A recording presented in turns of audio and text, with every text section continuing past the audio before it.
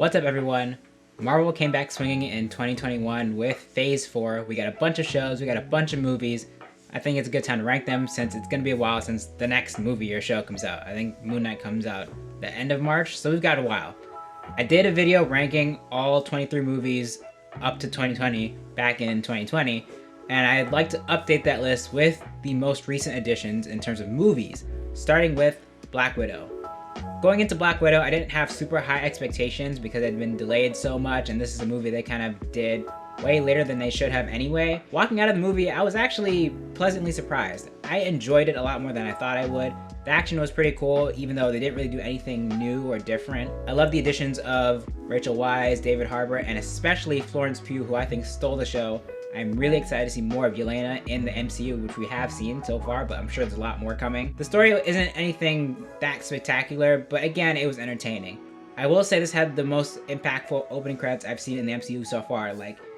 I really felt bad watching what these girls had to go through in the Black Widow program, and I think that was one of the most emotionally impactful parts of the whole movie, which is kind of crazy because it was the opening credits.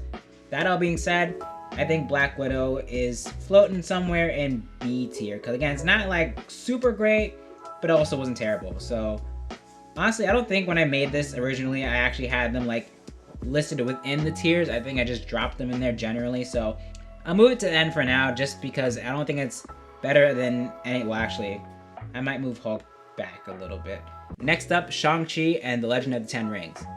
This was one of my favorites of the year for sure. I think the thing that stands out the most about this movie is the action, and especially in the first half, the bus scene, the scaffolding scene, those two were awesome. And also the scene with Shang-Chi's parents fight dancing.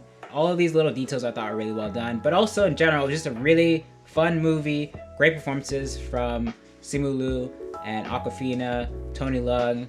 Everybody in that movie killed it. I thought it was a great time. I will say on my rewatch, the first half was a little bit stronger than the second half, but it's still definitely a really great movie. And again, I think it has some of the best action scenes of the MCU so far. That being said, I think it goes in A tier. I'm gonna leave it again just at the end for now. I'm probably gonna shift it around, but I think it's an A tier movie. Next up, Eternals. I literally just rewatched this one before this video because I wanted to watch all of these movies at least twice before I came up with this ranking. And I have to say, the rewatch kind of solidified what I felt when I first watched it in theaters. It's just okay. I think the biggest thing that drags the movie down is the pacing. The first two acts are so slow, really slow. There are a lot of great ideas in this movie. There are a lot of great characters introduced.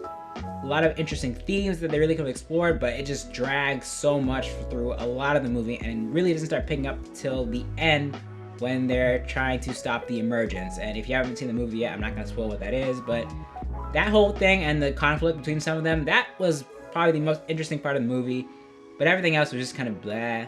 And especially on rewatches, I don't even know if I would want to watch it again because it's such a drag. But I appreciate that they went for the big swing here and they did so many things that were different. And I don't want Marvel to think that we don't want more things like this, because we do. We want more big swings because everything's starting to feel the same. But at the same time, it still has to be good. So that being said, I think I still have to put it in D tier, right down there with Thor: The Dark World, because it's, again, not a bad movie, but it's a movie I don't want to watch a lot. It's not as fun as the other ones. It doesn't have as much flashy action. I mean, it has action, but again, it's not the best of the MCU. And it's just a long, slow movie. It looks great for the most part, but still not a movie I want to revisit a lot compared to a lot of these. And last but not least, Spiderman No Way Home. If you watched my top 10 video, you know I really love this movie.